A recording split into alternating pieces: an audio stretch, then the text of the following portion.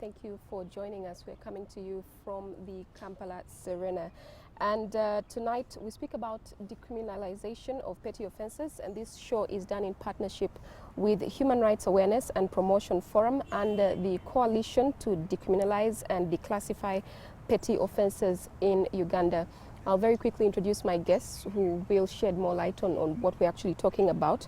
I'll start right next to me, Dr. Adrian Juko, the Executive Director, Human Rights Awareness and Promotion Forum. Warm welcome. Thank you, Josephine. All right.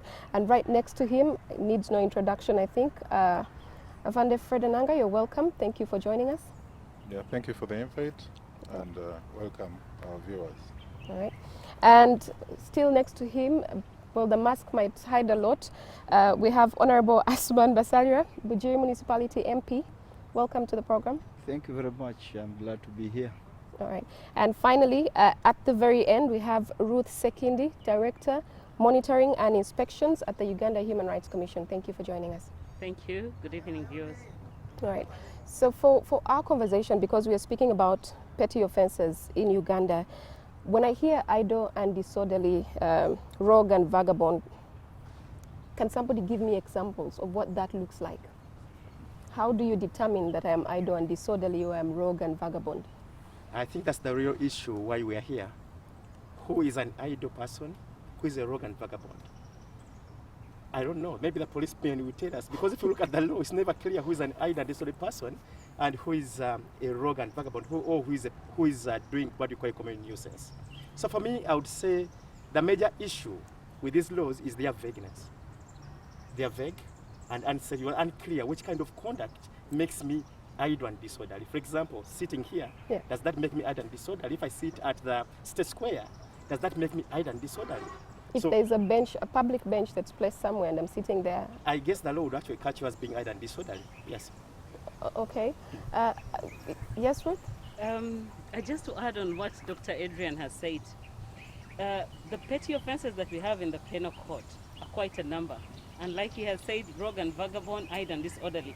But when you break it down, you realize that they're talking about loitering, begging, and there are issues of fouling air within the penal code. Now, what is fouling air? If you have a bad odor and you speak, I mean, if you interpret them literally, you are actually arresting people who have a bad breath. You're going to arrest me for having bad breath? Well, they don't call it bad breath, they call it fouling air. Having an unpleasant business. What's an unpleasant business? Common nuisance. What's an unpleasant business? Unpleasant, then when they break it down, if you make noise, if you quarrel, in public, on a street or a public place. So as Dr. Adrian has said, they're very, very ambiguous, and we still have them in our penal code. And then if you look at the KCCA Law and Order, Law Enforcement Ordinance of 2006, it goes further to have other ambiguous petty offences, where if you sell, basically it targets hawkers, it targets noisemakers in the city. Yes, we understand this. However, we realize that it targets the poor. We are criminalizing poverty. So when you talk about petty offenses, they are really, really ambiguous. What is idle and disorderly? These were colonial laws that such that if you sat next to a rich man, a rich white man's fence, then that means you cannot explain yourself. Then you're being arrested for that. You're committing a misdemeanor. You're breaking the law. Okay. The one I like most is the one that talks of someone looking like a reputed thief. So you're going to look at me and I look like a thief? A reputed thief, yes. So then I get arrested? If you can't give a good conduct of yourself, then you're going to get arrested. So that's so subjective. It gives the police all the powers to do anything to anyone they actually find on the street. And that's why we say it's about criminalization of poverty. It's about the poor. It's about marginalization. So if I don't like you, I'm going to arrest you for being idle and disorderly or for being rogue and vagabond. Because I have bad breath. Honorable Basalia, what do you think about all of this? Well, I am guilty. This discussion places me in the spotlight. I think we are partly responsible for these petty offences being still on our law books. I think as Parliament, we should have considered, scrapping them off our law books. Ruth has told you the history. These offences are contained in the Penal Code Act. It's a very old law. It has the vestiges of colonialism. And when these colonialists were here, there are so many laws they enacted for purposes of entrenching colonial rule, okay?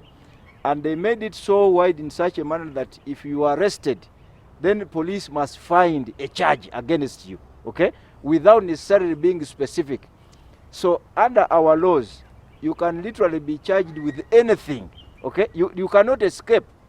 And the way they are worded is very elastic, that every almost act or omission can easily end you in a court or in a police. So it's really very unfortunate, the elastic nature of these offences, and the fact that these are colonial, from our colonial books, when we inherited them, puts Parliament in the spotlight. I think we have not done enough to help the country in addressing some of these issues. All right. Just for context, Honorable Basalia is on the Parliament Committee that is working on draft amendments, if I'm correct, to remove the idle and disorderly laws from the Penal Code. Afande Enanga, I saved you for last because you are you are really, I don't know if I should say the problem now, because you're the one actually enforcing the laws.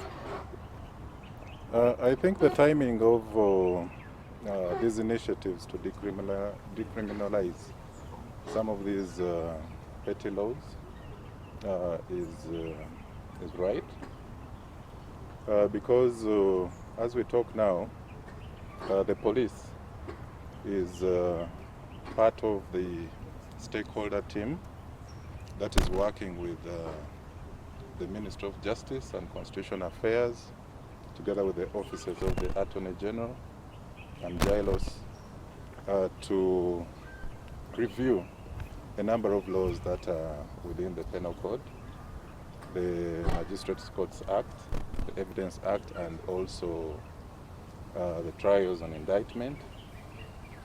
When you look at the areas that the Attorney General and the Ministry of Justice shared with us, there are about 153 sections that are supposed to be amended and others repealed. Now, as we talk now, the law on idle and disorderly, which repeatedly brings in rogue and vagabond, is something that we suspended following the declaration by His Excellency the President in the campaigns of 2016. So we've not been arresting persons on idle and disorderly, I think, since that time. And we are waiting for Parliament to to repeal that section. It is there, but it is redundant, because we are not arresting persons on such. But like the way the Honourable has indicated, these laws were an epic of the British system. They had a preventative measure, and also it also had a role on promoting public safety and security during that time. Only that they have lasted this long, they are in the books, and provided they still are present within the books, you find that there are situations which come, and you're a policing institution, a law enforcement, so you find these laws still there. You'll talk about idle and disorderly, rogue and vagabond, hawking, things like prostitution. Ruth has given examples so on and so forth. of them, and I want to know, before 2016, when you were still making these arrests, what would that arrest look like? What would qualify for I am idle and disorderly? Now, it describes itself. When you look at somebody, first of all, who is idle, we used to look at persons who posted very suspicious behavior and in form of loitering repeatedly in a place, Okay. you know, somebody who is, why should you loiter repeatedly? No, okay, there's the right to liberty and other freedoms that are there. Perhaps I'm waiting But, for someone.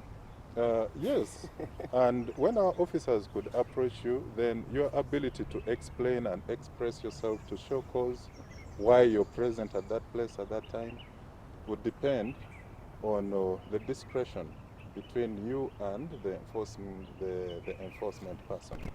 Then, there are people whom you would find, you know, sleeping, like when you used to have the Constitutional Square, City Square.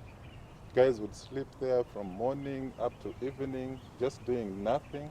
And then in the evenings, they would migrate into posting criminal behaviors, mugging people who are going back. Are we so on watching and so these forth people and so on. observing them? Then we come up with a conclusion? Yes, but now that one also calls for a lot of advancement.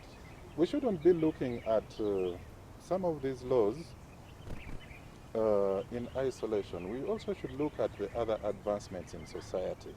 Does Uganda as a country have the ability to keep watch on each and every one, using probably employing technology and having, you know, the vigilance of the community? Are Ugandans that vigilant that they can keep watch over themselves and the rest of members of the public? We are not so vigilant, you know that. All right, Dr. Juko, you conducted a study, and we're going to take a break, but in 2016, you conducted a study into the enforcement of Uganda's idle and disorderly laws and its impact on the human rights of marginalized groups in Uganda. You found that these laws were regularly enforced for purposes of keeping undesirable social groups off the street, and that persons arrested under these provisions were often arrested for such acts as walking at night, being found in a lodge or a nightclub, I don't know how that amounts to idle, having no identification, actions that should not offend any laws. Very briefly, before we take the break, can you speak to us about how the study was conducted and how you came to these conclusions? First of all, I want to first clarify one thing that Afande Naga talked about, the issue of these arrests having stopped in 2016. That's not actually true. I saw your... Yes. The arrests go on up today, except what he wants to say is that what happens is they no longer charge people with being idle and disorderly. They don't. What's the charge now? But they charge them with being rogue and vagabond, being a common nuisance, and the new recent one, doing an act like a negligent act like a spread infection of disease. Meaning that really...